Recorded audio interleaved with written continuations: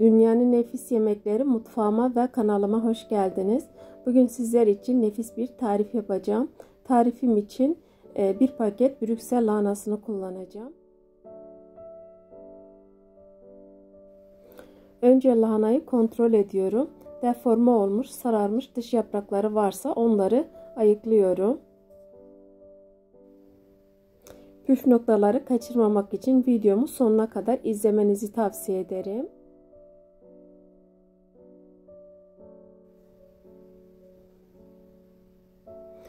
Lahanayı uygun bir kabın içine aldım ve üzerine yeterince su ekledim. Bu şekilde biraz bekleteceğim. Sirkeli suda da bekletebilirsiniz.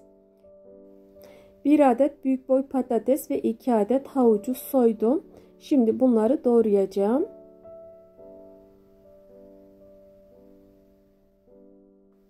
Ben aparatla doğruyorum. Aynı şekilde bıçakla da doğrayabilirsiniz. Biraz iri doğruyorum. Hem havuçları hem de patatesleri.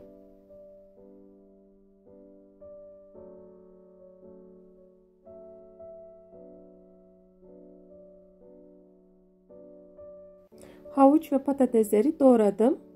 Patatesleri suyun içinde bekleteceğim. Onun için uygun bir kaba aldım ve üzerine su ekledim.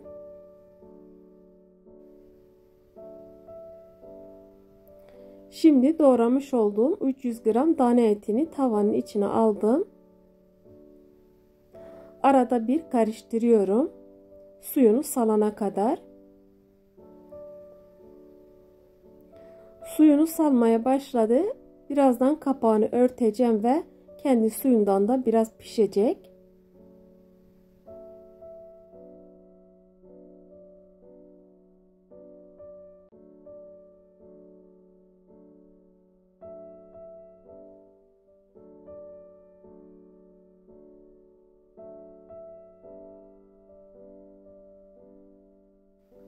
Şöyle bir daha kontrol ediyorum. Eğer et pişmemişse üzerine 1,5 veya 1 su bardağı su ekleyip pişirebilirsiniz.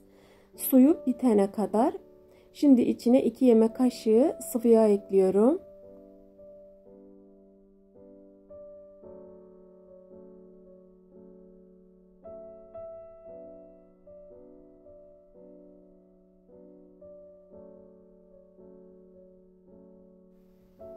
Sıvı yağla beraber biraz kavurdum ve şimdi bir kase arpacık soğan ekliyorum.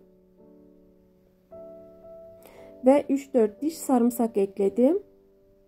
Şimdi bu şekilde de biraz kavuracağım.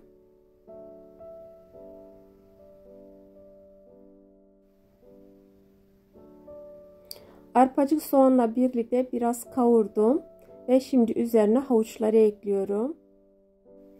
Bu şekilde de biraz kavuracağım.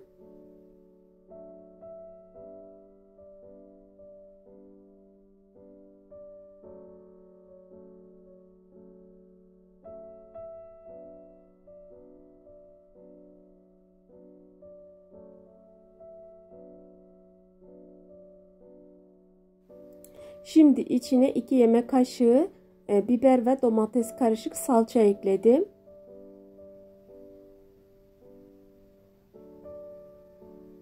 Ben ev salçası kullandığım için karışık salça ekledim.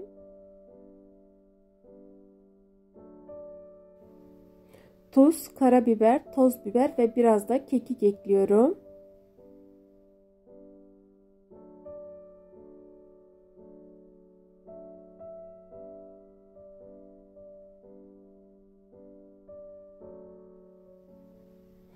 Ve şimdi Brüksel lahanasını ekledim.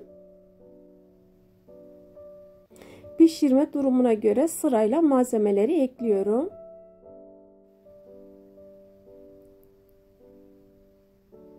Ve son olarak patatesleri ekliyorum. Videomla ilgili görüş ve önerilerinizi yorum kısmına yazabilirsiniz. Videomu beğenip kanalıma abone olabilirsiniz. Ve videomu sosyal medya hesaplarınızdan paylaşarak bana destek olabilirsiniz. Aynı şekilde. Şimdiden tüm destekleriniz için gerçekten çok teşekkür ederim. Şimdi içine 3 su bardağı su ekliyorum. Malzemenin durumuna göre suyu daha çok veya daha fazla ekleyebilirsiniz.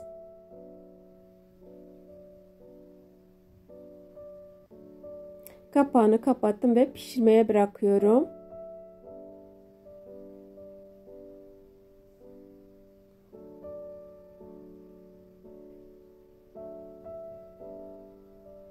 Şu anda kontrol ediyorum. Suyunu da bayağı çekmiş. Eğer çok sulu kalmasını istemiyorsanız daha su ekleyebilirsiniz. Veya daha çok sulu olmasını istiyorsanız bir tık daha fazla su ekleyebilirsiniz. Çok sağlıklı ve lezzetli bir yemek. Birkaç kere denerseniz sürekli yapacaksınız bu yemekten.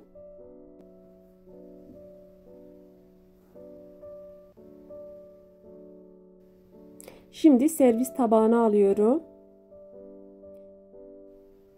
Kanalımda başka Brüksel lahana tarifi de var. Ona da bakabilirsiniz. Gördüğünüz gibi çok güzel bir şekilde pişmiş. Ve çok lezzetli görünüyor. Deneyin herkese şimdiden afiyet olsun. Ana yemeğinden sonra hemen tatlı tarifine geçeceğim.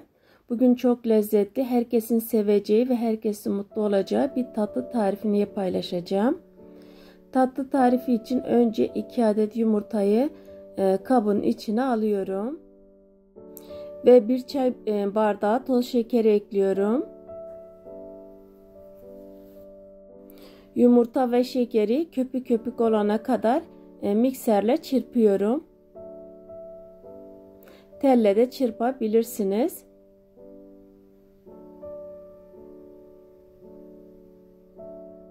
Ve 1 çay bardağı süt ekliyorum. 1 çay bardağı sıvı yağ ekliyorum.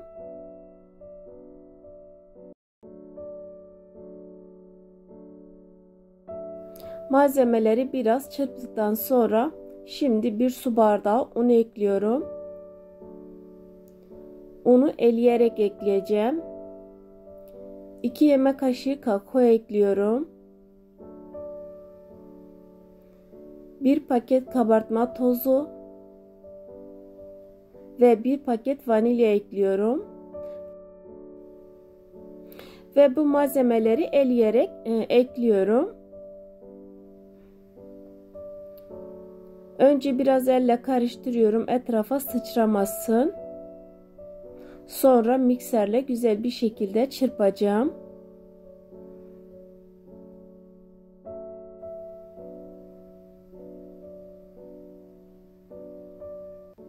Malzemeleri güzel bir şekilde çırptım. Ben büyük çay fincanları tercih ettim. Önce fincanların yarısına karışımdan ekliyorum.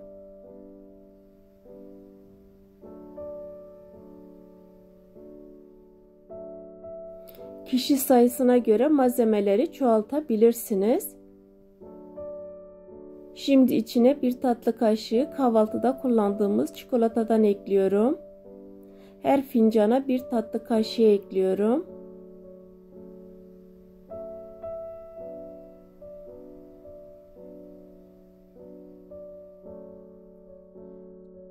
Çikolatadan sonra tekrar karışımdan ekliyorum. Yani çikolata tam ortasında kalacak. Fincanları tam olarak doldurmuyorum. Kabartma payını bırakıyorum.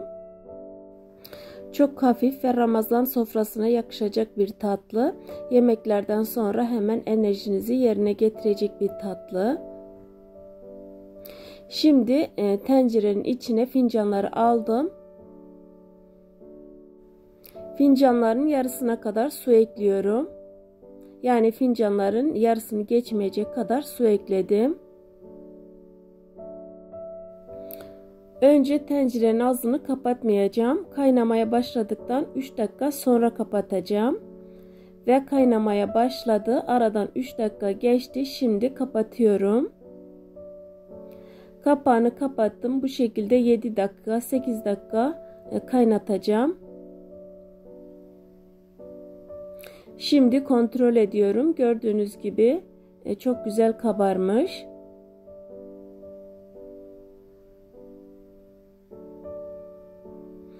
Ve hemen tencereden alıp soğumaya bırakıyorum.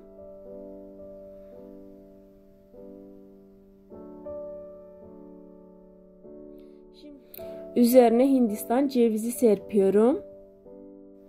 Şimdi dokusunu gösteriyorum. Saatler geçmesine rağmen içindeki çikolata halen akışkan. Deneyen herkese afiyet olsun ve şimdi çorba tarifine geçiyorum. Bugün hepimizin çok sevdiği o lezzetli mercimek çorbası yapacağım. Çorbam için önce 2 yemek kaşığı sıvı yağ tencerenin içine ekledim. Ve üzerine 1 adet doğramış olduğum soğan ekliyorum. Soğanı biraz kavuracağım. Farklı yöntemlerle yapsak da hepimizin sevdiği ve bildiği bir tarif. Lezzetine lezzet katacak püf noktaları kaçırmamak için lütfen videomu sonuna kadar izlemenizi tavsiye ederim. Soğanı kavurdum. Şimdi içine 1 yemek kaşığı un ekledim. Unu da kokusu çıkana kadar kavuruyorum. Videomla ilgili görüş ve önerilerinizi yorum kısmına yazabilirsiniz. Sizlerin de evinizde bu çorbayı pişirirken kullandığınız farklı yöntemler, püf noktaları varsa yorum kısmına yazarak bizimle paylaşabilirsiniz. Bu şekilde biz de öğrenmiş oluruz. Unu kavurduktan sonra şimdi biraz su ekliyorum.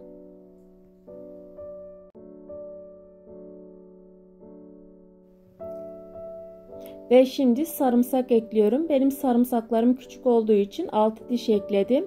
Siz 3 diş ekleseniz yeterli olur. Daha önce yıkamış olduğum 1 su bardağı kırmızı mercimek ekliyorum. Malzemeleri kişi sayısına göre çoğaltıp azaltabilirsiniz. 1 çay kaşığı karabiber ve 1 tatlı kaşığı toz biber ve tuz ekliyorum. Baharat miktarını damak tadınıza göre çoğaltıp azaltabilirsiniz.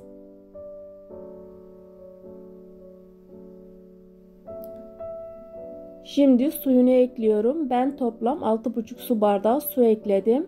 Su miktarını azaltıp çoğaltabilirsiniz. Mercimek çorbası durdukça koyulaşır. Kıvamına göre sonradan da su ekleyebilirsiniz. Kabuklarını soymuş olduğum yarım limon ekleyeceğim. Bizde eğer limon yoksa kesinlikle mercimek çorbası pişirmez. Limon mutlaka mercimek çorbasıyla beraber tencereye girecek. Ve doğramış olduğum yarım limonu ekledikten sonra kaynamaya bıraktım.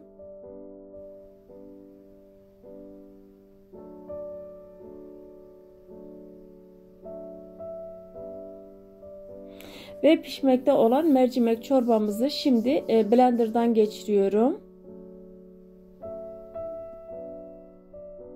Eğer düdüklü tencerede pişiriyorsanız o zaman blenderdan geçirmeye gerek kalmıyor. Tencereye eklediğim limondan dolayı renginin ne kadar döndüğünü görüyorsunuz. Oysa ben içine hem karabiber hem kırmızı toz biber eklemiştim. Limon hem 90 derece rengini değiştiriyor hem de çok güzel bir lezzet veriyor. Onun için limonu sofrada değil tencerede eklemenizi tavsiye ederim. Eritmek için 2 yemek kaşığı tereyağı tavanın içine alıyorum. Ve tereyağını erittim. Üzerine çok az pul biber ekledim.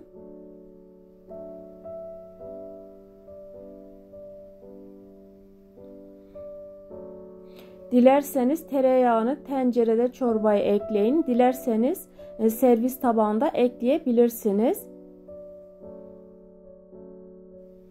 Şimdi sunum yapmak için servis tabağına aldım. Rengiyle, kıvamıyla çok lezzetli görünüyor. Zaten çok lezzetli bir çorba. Dediğim gibi bu şekilde de servis tabağında tereyağını ekleyebilirsiniz. Deneyin, herkese şimdiden afiyet olsun. Bir sonraki iftar menüsünde inşallah görüşürüz. Hoşça kalın. Allah'a emanet olun.